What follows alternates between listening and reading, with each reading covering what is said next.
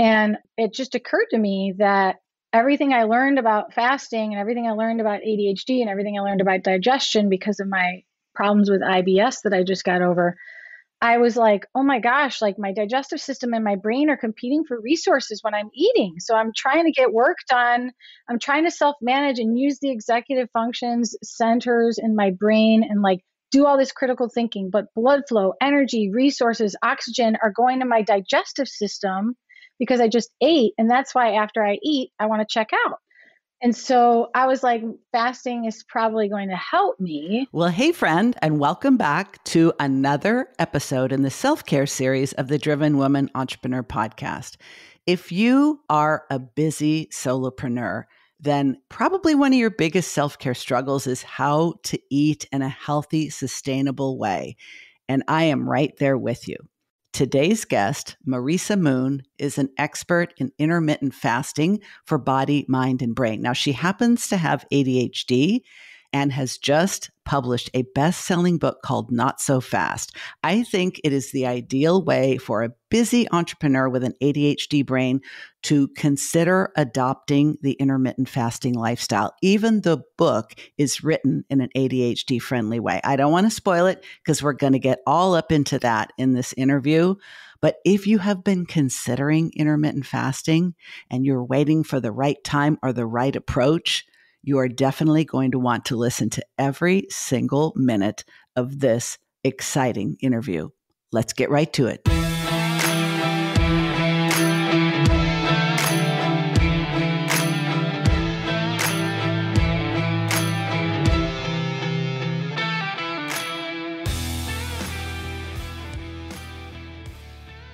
So welcome to Self-Care Podcast episode, and we are going to talk all about intermittent fasting, ADHD, and getting all the way through a really big project because that's usually not so easy for brains like ours. So welcome, Marisa. Awesome. Thanks, Diane. I'm excited about your self-care series, and I just geeked out on the sleep episode. Today's release. So good, at right? This time. Yeah, because I was like, that is like one of the huge self-care things my clients struggle with, and it's had a huge impact on my life too. So very happy to see you bringing that to our community. So what are some of the other challenges that you find with your clients when it comes to self-care? Because just by virtue of the fact that we're female, most of us know we should prioritize it.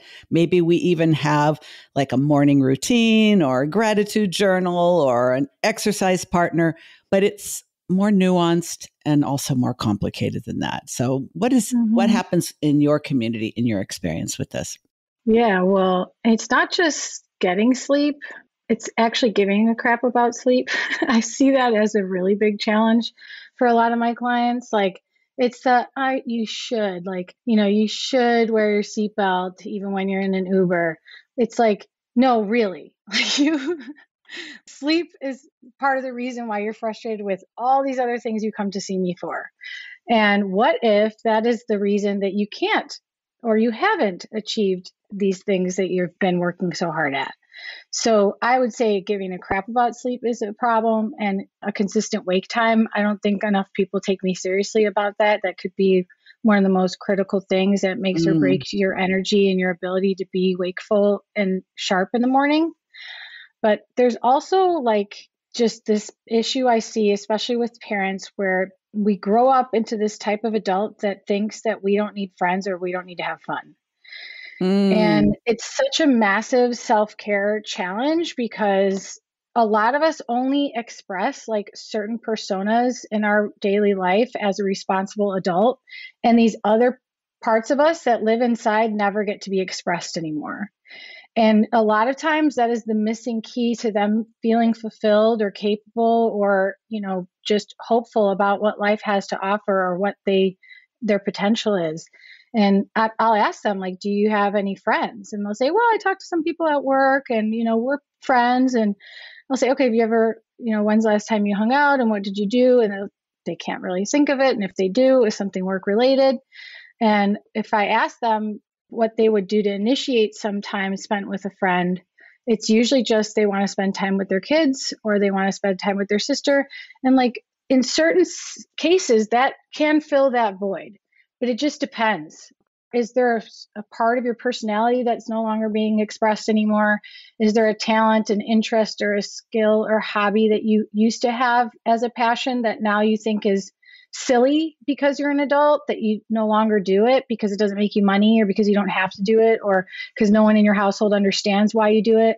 All of those things really eat away at your soul and take life force from you and just don't make what's possible possible. So that is a big challenge. I think people taking seriously some of their hidden passions and life force, you know? Oh, girl, I had no idea you were going to go here, but I am so glad you are, because I also believe and observe that it's like once you become a parent, and sometimes even if you're not a parent, right? You reach like 40, right? I know you recently turned 40, so this is probably very salient for you. It's like, I'm too old for this anymore. Like, and people start quietly shrinking, quietly opting out, and sort of like disavowing certain parts of their personality that bring vitality and creativity. It's like passion, dial down, playfulness, dial down. And you start to shrink and fade. I now live predominantly in an active 55 plus community. We just moved here about a year ago. Nice. And well, yes. And to this point, the number of people who are in physically good shape and actively involved in the community, but are just so closed off. I think, when did you tell yourself to stop growing, to stop being curious, to stop being playful, to stop seeking pleasure? You may last till you're 80, but you've been like dead inside for decades. I never really made the connection, Marisa, between that and self-care, but you are spot on. Oh my God. Thank you. Yeah, it's huge. I think as an ADHD individual, we have sort of a leg up on other adults just because we tend to be novelty seeking or thrill seeking, which just opens up our world to ever changing experiences and excitement about life. I hope that my ADHD peers feel the same way I do about that. But I do think there is some intentionality about scheduling time just for fun with friends, you know, not having to explain yourself or why that's a priority when I think it should be. But there's also like this mindset of obligations, external like expectations being obligations. Everything's an obligation and they're helpless in this situation. So this gets in the way of self-care because they feel like somebody else orchestrates their life and they don't play a role in that. And it's so destructive because the conversations almost cannot even be led when a person is assuming that everything is the way it has to be. Like that nothing is negotiable. I can't. Yes, exactly. Yeah. I bring up kids a lot just because I see moms struggle so much. But, you know, an example of that is if your kid is in 3 activities. And so you're constantly back and forth dropping your kid off to all these activities, and your kid gets home from certain activities at 9 p.m. and you still have to have something ready to eat for them that makes you eat at night. And then everybody's staying up too late. Your kid's not getting enough sleep. You're not getting enough sleep. It's like this snowball effect. And it's like you're saying you have to let your kid do all of these activities. But at the same time, it's not only destructive to you, but it's also can be destructive to them, paradoxically, even though it's something they really want to do. And so I think like sort of we need to take control back of how we want our day-to-day life to be. And sometimes it means there's sacrifices or uncomfortable boundaries that we need to put in place. But ultimately, we're thinking about what's best for us and our family in the bigger picture, you know? Yeah, there's something very perverse about motherhood. And it's been this way for decades, that once you become a mother, you like fall all the way to the bottom of your list of priorities, and you wear that as a badge of honor. It's like the mother who shows up to drop off, who's still wearing yesterday's sweats, has a greasy ponytail. Like, it's like, oh, she's such a good mom. And it's like, well, maybe not, because I don't think people who sacrifice themselves because they feel that's the way they're supposed to do it, most of the time they're not really that happy in spite of what their Instagram reel looks like. And I think that One of the things I find that women seem to fear most, although if you ask them, they don't even acknowledge it because I don't think it's conscious. We equate, many of us, self-care with being selfish. Mm-hmm. And like, what if we destigmatize that word? I actually prefer to use the term self-focused because selfish just has so much of a negative connotation. Mm-hmm. But, we may secretly admire the woman who prioritizes self-care because she's vibrant, she looks healthy, she's not stressed out. But then we're also giving her the side eye and talking shit about her because she's doing something that we haven't been able to do. When I first started working with other people with ADHD, of course, like everyone else, I was focusing on teaching a lot of time management. Over time, it shifted to energy management and obligation management. We are talking Mm-hmm. about the exact same thing because as long as we put everybody else first, you really won't have time to take proper care of yourself, and you won't realize how much better you could feel because this is what you're used to. Ain't that the truth? Yeah. Time is such a frustrating thing in an ADHD person's life, but also just in the modern woman's life or just busy modern life. And it's kind of pisses me off because it's something I've always struggled with myself. And I didn't realize, like, the more I've done this meditative work or like, guided exercises to think without my subconscious mind getting in the way, I've discovered that time scarcity and time pressure are two of the biggest things that make me my not self. Two things that really constrict who I am and what I'm capable of and how much I can enjoy my day-to-day life and responsibilities. And it's like you said, a badge of honor that we wear in other ways, but being busy is a badge of honor a lot of people wear. And I think it's just been a coping strategy, like we wear that as a badge of honor because we think that the circumstances can't change. But I think there's like a growing movement now. Cal Newport just published a book called Slow Productivity, and I'm in the middle of that right now. And I think just in a lot of ways, there's been pushback of this is an unsustainable way of life and way for business as well.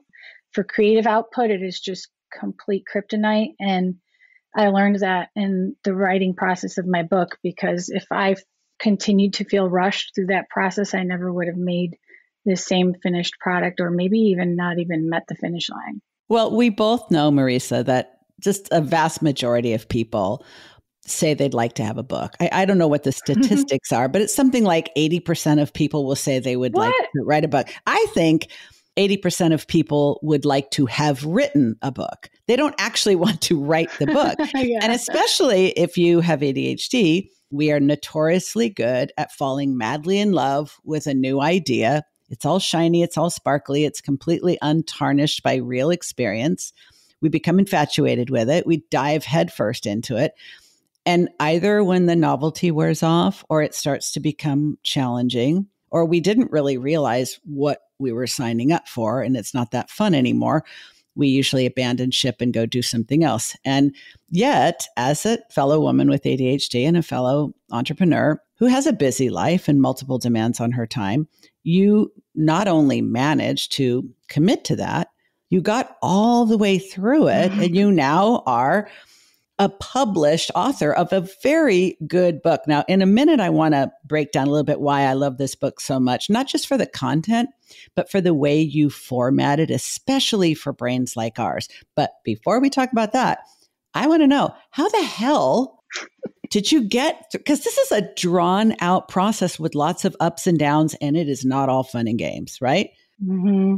I mean, trust me, I doubted myself many times. I was working with my ADHD business coach probably 4 years ago. Well, okay, let me say first, like probably 5 years ago, I wanted to write a book. I just didn't really know what it was going to be about. I wasn't going to start anytime soon. I just knew that I had a book in me and kind of fantasized about it.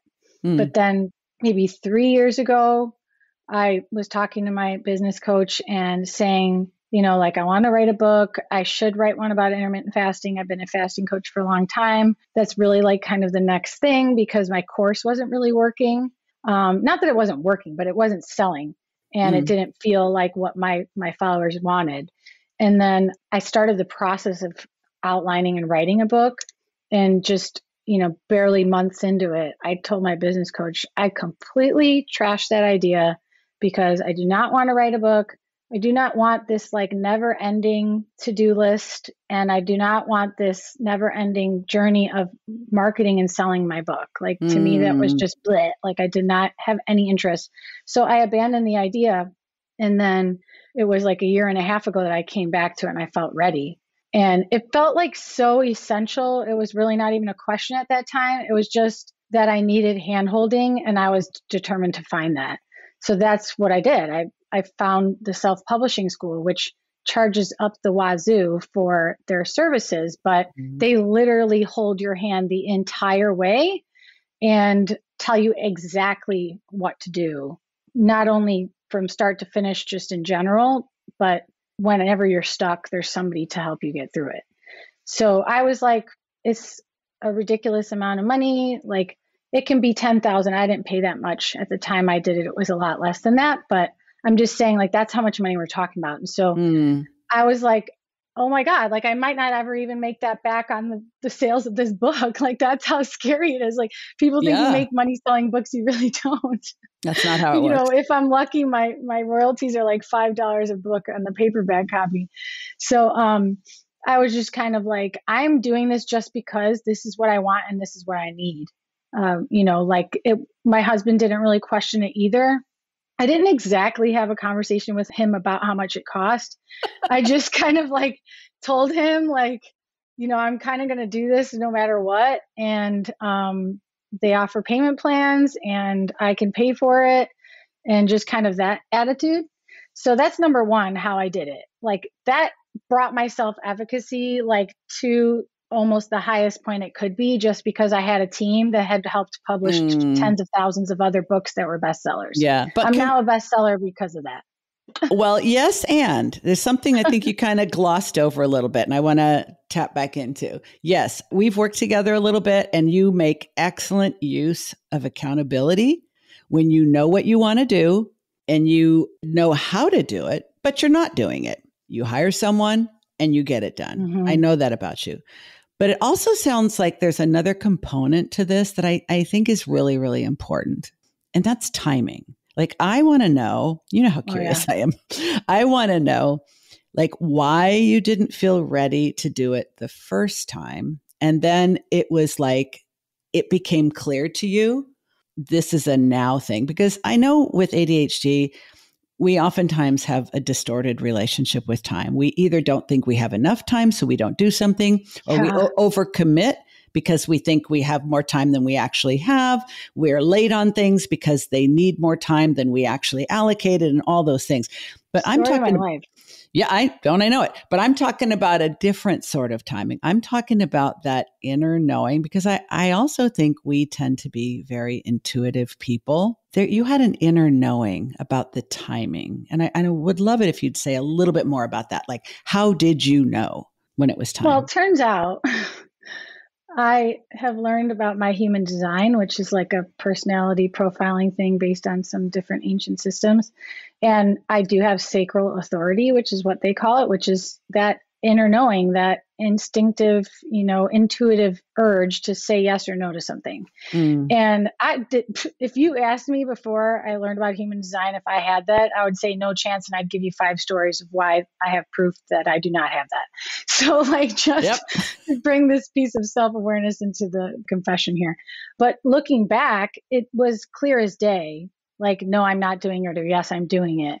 And I would definitely say I second guessed myself leading up to the moment it was clear as day. But that's because this topic, intermittent fasting, is trending. And it was trending even 3 years ago. And I was nervous that I'm missing the boat. Like since 2018, I've been Google's #1 ranked fasting coach. When you search fasting coach or intermittent fasting coach, it was me, #1. And I didn't do any SEO. I didn't do any blogging. I didn't do anything that you would normally think you have to do to deserve that. It's just the timing.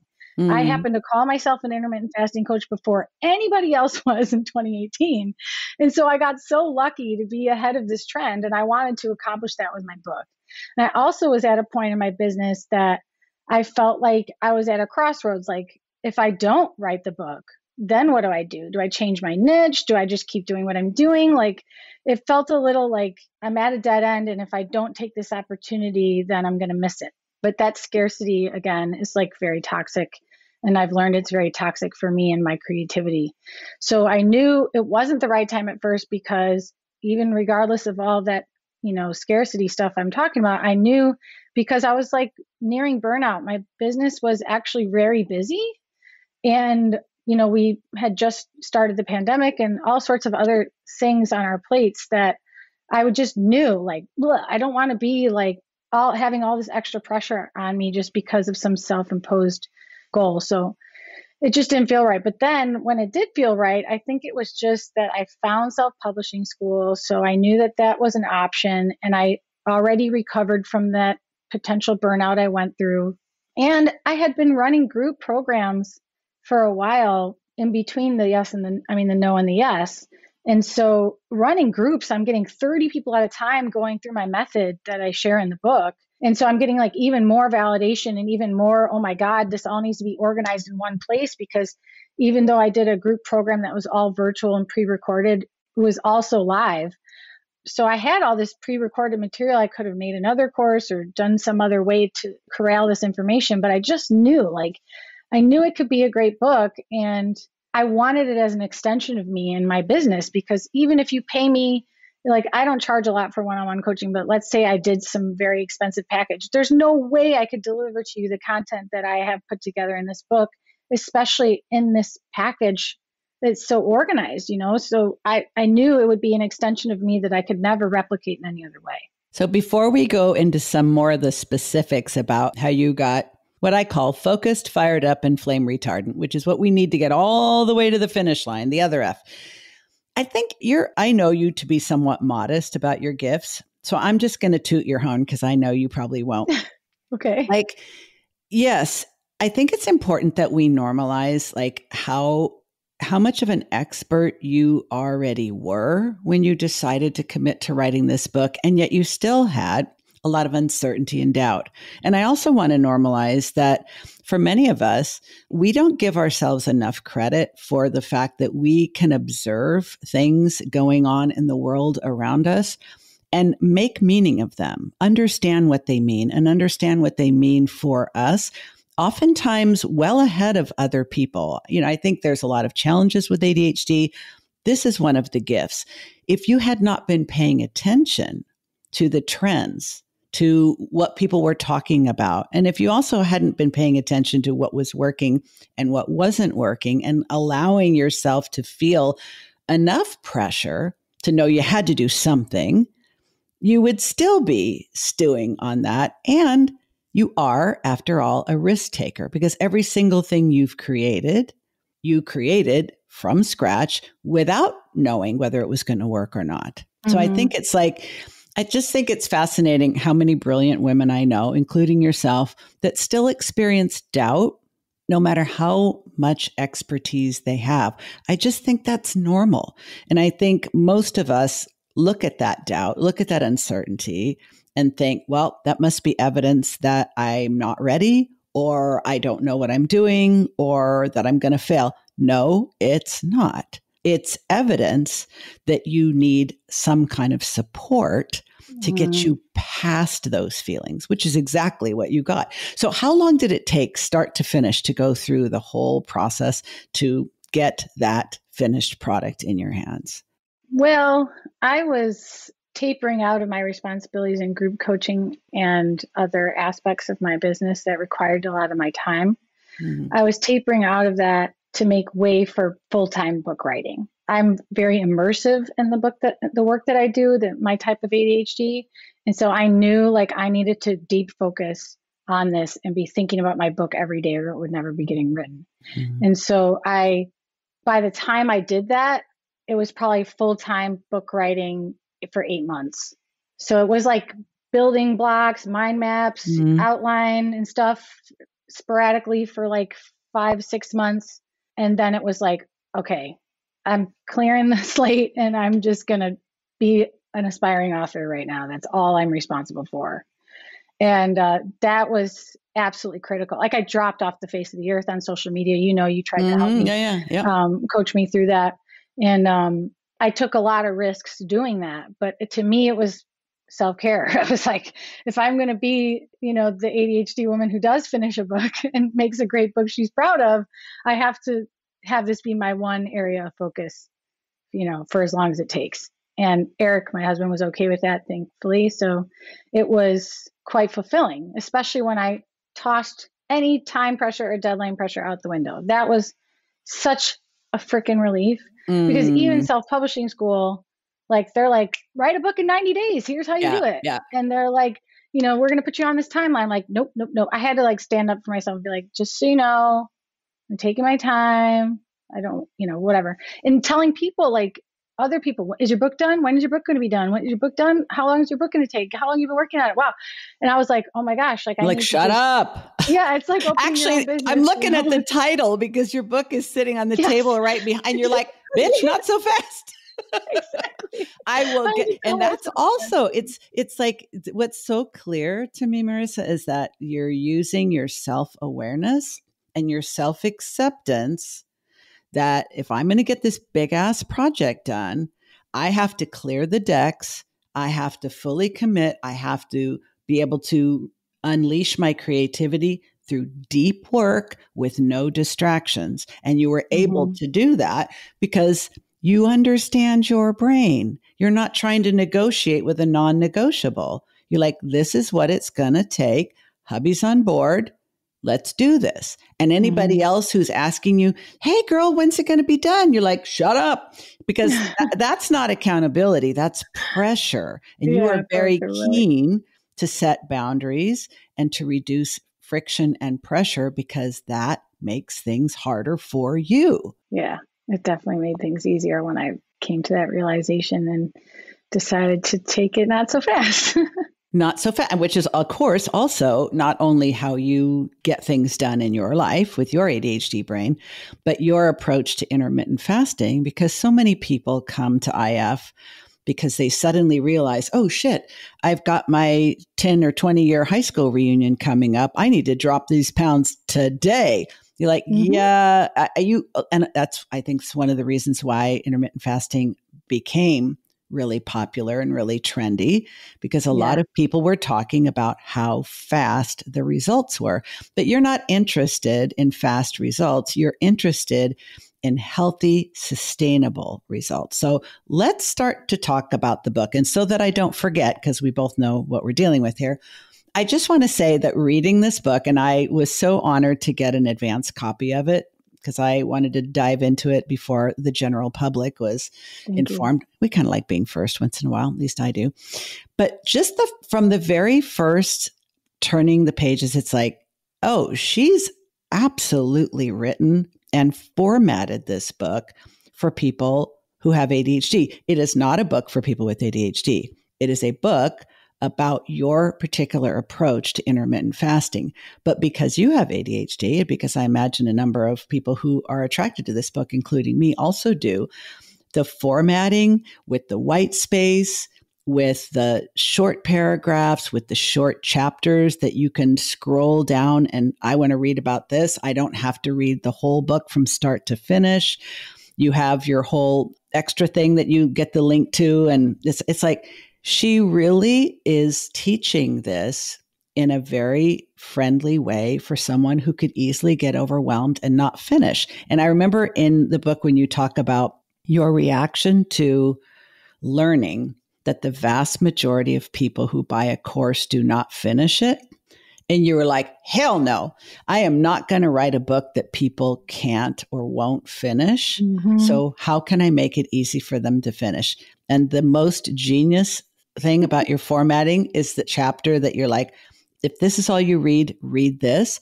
But then you cleverly put your entire program in that one chapter. So I'm like, this is freaking genius. Like, I have no trouble recommending this book to someone who says, oh, I don't read, I have ADHD. You will read this because it's for you. It's for you. Hey, it's Diane with a quick interruption. You know, there have been so many things I wanted to do in life, but I thought, it's too hard. Another thing I hear all the time is going to be just too hard, so people don't do it. and that is rating and reviewing one of their favorite podcasts. For example, this self-care series. Do you love it? Do you hate it? Could you care less one way or the other? Are you wanting more content from me with less focus on the business and more focus on the business owner, like this self-care series? You got to let me know. And it's not nearly as difficult as you think. I've got a couple of links in the show notes that make it so easy you're going to be like, oh, geez, I wish I'd done that sooner. So as soon as you finish listening to the rest of this amazing interview, why don't you go and do just that? I'm thanking you in advance. Okay, let's get back to the interview. I just want you to say it's some of my favorite things to hear ever is when people say they can hear my voice in the writing and when they find the book so readable and not overwhelming. So I appreciate that so much. And I will say that I would like for you to have fast results too, but I don't, in all the experience that I have, most people that I've worked with, most people that come to me as a coach to help them are not able to achieve results as quickly as these amazing, claims on social media or the internet will show you. So over the years, I realized I'm teaching a method that others might not even consider a method because it's not rigid and because it doesn't have a lot of rules like the other intermittent fasting experts claim are necessary. And it was because of my ADHD that I started intermittent fasting. Mm-hmm. I didn't start intermittent fasting to lose weight. I heard about it because it's part of my primal education. I'm a master primal health coach, which is based on like ancient ways humans have lived that we can learn from now to prevent disease and promote health. And so fasting was an inevitable part of life that humans always faced. But since the invention of like the Industrial Revolution and agriculture and all of these civilization associated circumstances, we don't have to fast anymore. And we actually have food available all the time. And so we would have to intentionally incorporate fasting, which to me, as someone who absolutely loves food, sounded ridiculous. Like, yes. Not ridiculous, like a bad idea, just unappealing. I didn't want to do it. Yep. But my ADHD was frustrating me so much. And I just was diagnosed around the age of 26. And I was starting a food blog after I discovered I had a non-celiac gluten intolerance around the age of 28 or 29. I started my food blog around the age of 30.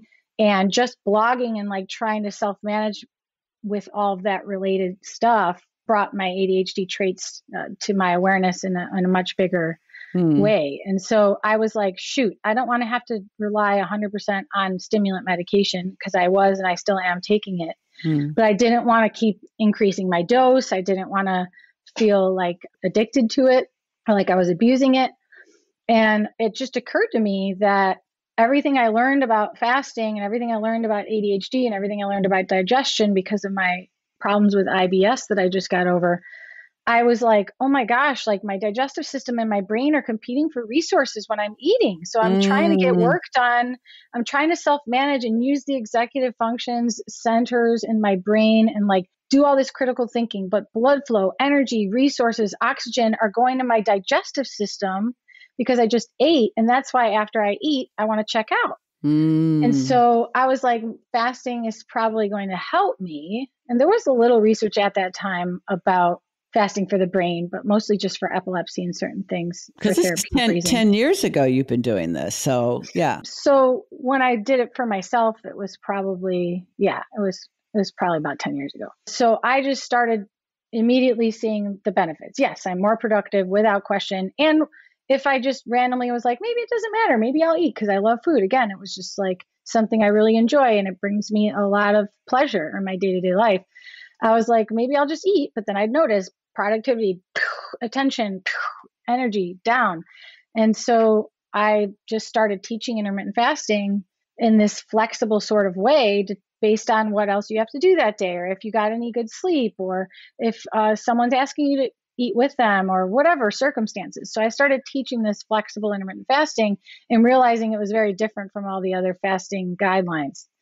And it evolved over time to where I was helping people with my step-by-step approach, which is now called the R.E.S.E.T method. I've been teaching that for years, and that's kind of the backbone of this book.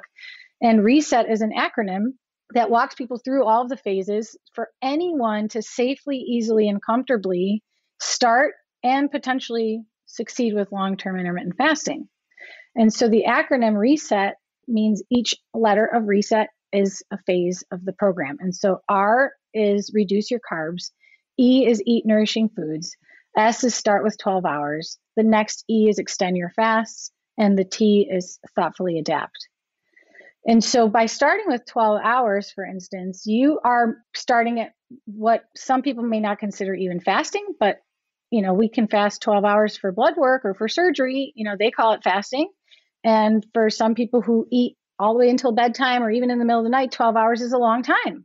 And so it's a great place for everybody to start. It's sort of like a barometer of like, how metabolically effed up are you? Because it's like the easiest entry, right? It's like, I think about it as like the path of least resistance, because let's face it, you're not the only one that likes to eat. I got to break it to you. Like we all like to eat, and the standard American diet is horseshit, but most of us are addicted to it. So it's like, if I want to encourage people to get into this lifestyle, how can I reduce as many barriers to entry as possible? Mm-hmm. And you use yourself as a test subject, which I also think is really smart from an ADHD perspective, because God knows we need systems and structure, but we don't like rigidity because then we rebel. So the way you do it, there's enough structure, there's enough systems. Even the acronym makes it easier to remember what I love me some acronyms. It just makes it easier for you to frickin' remember what you're supposed to be doing if you don't happen to have your copy of the book with you when you're meal planning or when you're getting ready to start your day. So the 12-hour window, that's not going to be nearly as heavy a lift for someone who's just starting to experiment with it. Yeah. And like, it's not just about, are you ready? Because if, let's say your example that you said, I lose weight for my reunion, people will be like, I don't care. I'll fast for 20 hours. I don't care, whatever it takes. So, okay, cool, you're willing, but your body is not ready for that. Okay, that's like saying, I'm going to run a marathon in 3 months. And so starting tomorrow, I'm running 10 miles, even though I haven't ran a day since high school.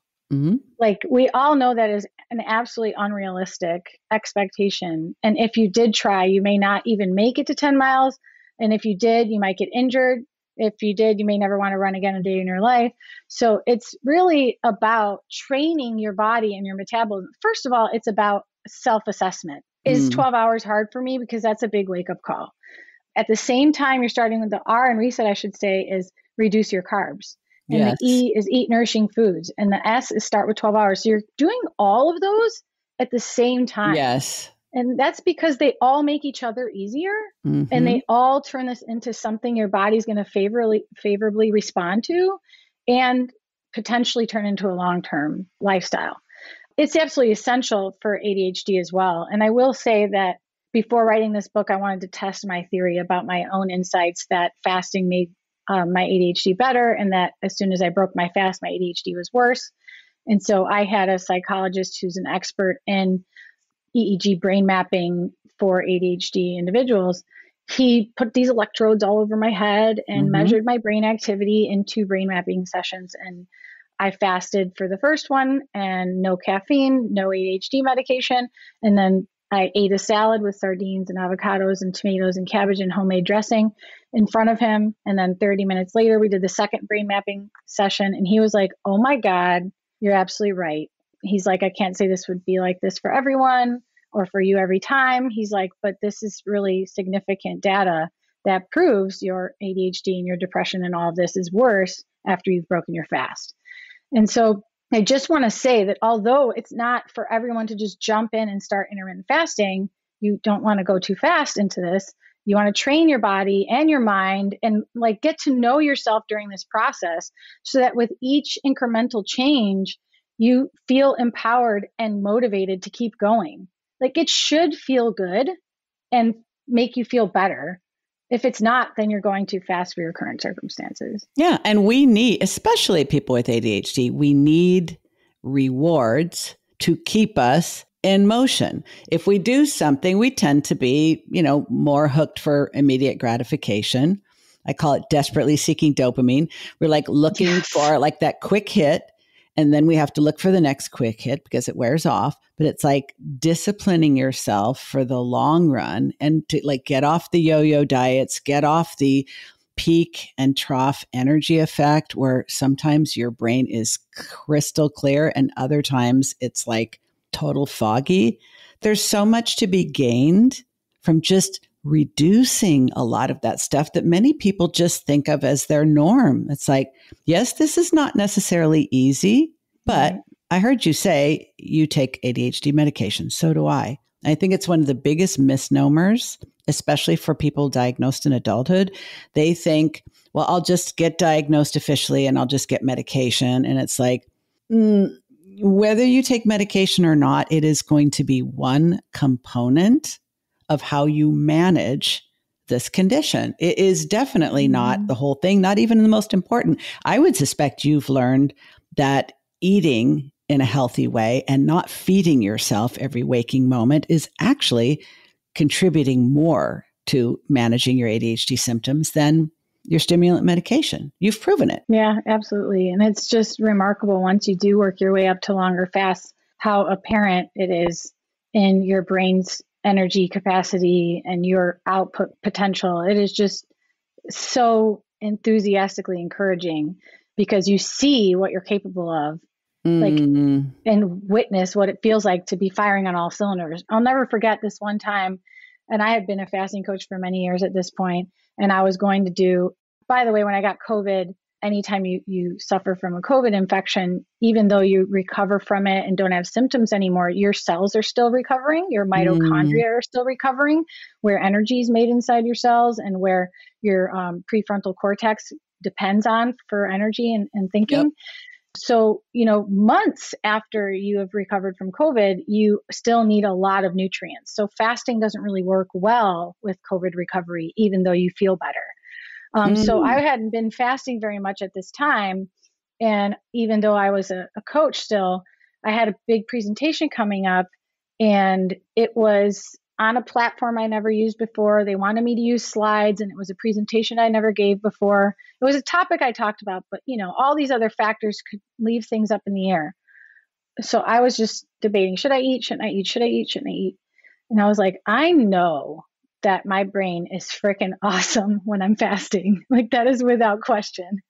And it's not going to be the case for any listener right now if you have not trained your body for fasting or trained your body for less carb dependence. And that's what I teach in the book. But I was already adapted to that, even though I wasn't currently fasting that much. And I said, I'm just going to keep fasting. I know I'm going to do better.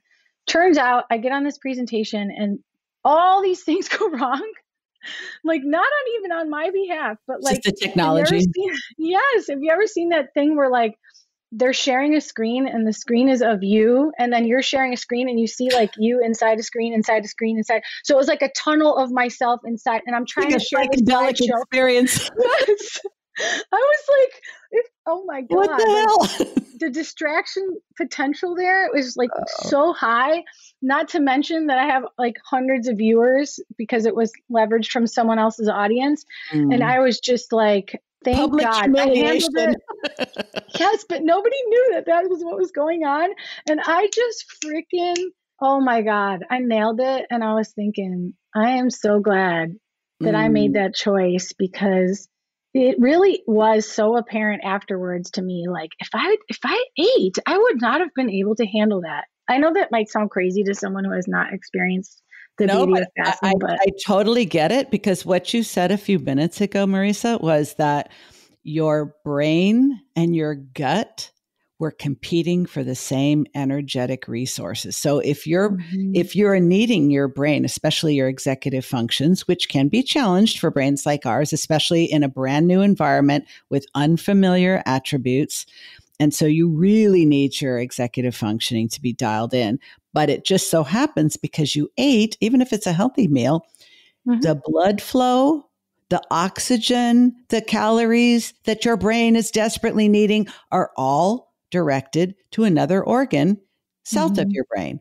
There's nothing you can do about that. I mean, standing on your head wouldn't reverse it. So it's like you made the right decision, but it also gave you a really good experiment Oh, yeah. and even more confidence in, and one of the things I love about your approach that you go into great detail in the book is that when you really get dialed in on your own brain, your own body, like your own physiology, then you can make better decisions. You can make more intentional decisions, like how you needed to set up how you write the book, like clear the decks and just write with no time pressure. But you can also make those decisions about how to eat and what to eat and when to eat for what you are going to be doing that day, which is like, For sure. I love that so much because a lot of people just think, well, my body just feels how it feels. So I guess I'm just going to have to cancel that.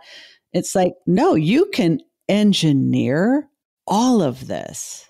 Yes. You really can. And you have, and you do. Thank you. It's true. I mean, what a remarkable sense of control we can put back into our own hands when a lot of us has felt so out of control with our relationship with food for so many years. I know I did. What do you think is if someone's thinking, I've heard about this intermittent fasting, I maybe even listened to our earlier episode on this podcast for like 2.5, 3 years ago when we first met, and they're still waiting. And it's like, you know what, maybe this is the time. What do you tell people when they're making this decision? Like, not to overcomplicate it, but how do you know when you're ready to even start something as flexible as this? Like, what would be an indicator, or like, if this is what you're thinking, this might be the right I mean, first of all, they have to come to me. I'm not Obviously. convincing them. Yeah. No, I don't mean like I'm the solution. I mean, they have to ask for the answers. I can't be trying to sell you the solutions. Like that just means the person's not ready. Yeah, no. Okay.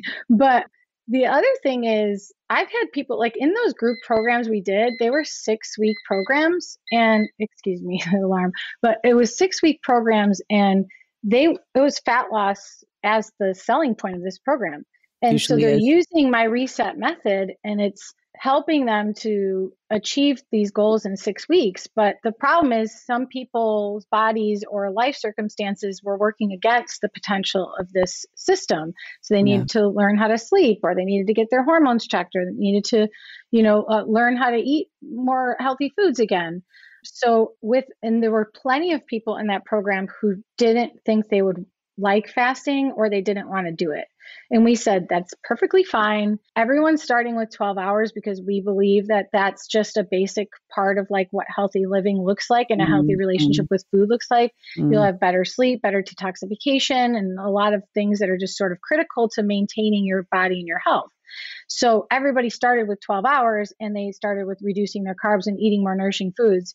And everybody was willing and ready to try 12 and a half or 13 hours and so forth, because it felt so good. It gave them the power back. You think you're going to be hungry, but you're not with this type of method. We have to link to your book. We have to link to your website. Is there any other place that you want people to go to get more of you and to get more information about what you do? Well, thanks. I mean, if they're on Instagram, they can find me at Marisa_Moon_. Somebody took all the dots, you guys. I had to do the underscores. But if you're not sure you're ready for the book, I will say that the R.E.S.E.T manual, that acronym I shared with you, is a 26-page guide that I've always given for free. You can download that at marisamoon.com/IF freedom. The IF stands for intermittent fasting. And, this really is something I've proven works, but like Diane said, it's not necessarily an easy fix. It's not like you're just going to shortcut your way out of things. It's actually why the title ended up being so perfect. It's the smarter, more gradual approach to intermittent fasting, because I give you dozens of reasons why. If you try other methods out there, like delay, don't deny, you know how many freaking clients I have helped who maybe succeeded and then failed with delay, don't deny, because it's completely unsustainable and will have your biology screaming at you because you're taking it on a roller coaster every day of your life. So if you want to do something that is going to have long-term lasting benefits and rewards and higher potential for progress, then you are ready for the book. I mean, you're going to learn so much. Even if you decide I'm not doing fasting, it's a book about everything, a holistic protocol for how to help prepare your body for better metabolic health in general. So if you're not sure why you're not losing weight, or you're not sure why your family all has diabetes or Alzheimer's or whatever, and you want to make sure that you're optimizing your body to prevent those things, this system can help you do that. Mic drop moment. Neither one of us can or should say anything beyond that. That wraps it up. We're going to link to your website, your guide, your book, and your Instagram handle. They can get as much or as little of you as they want because everybody's different. And it was so fun to reconnect with you and share this information.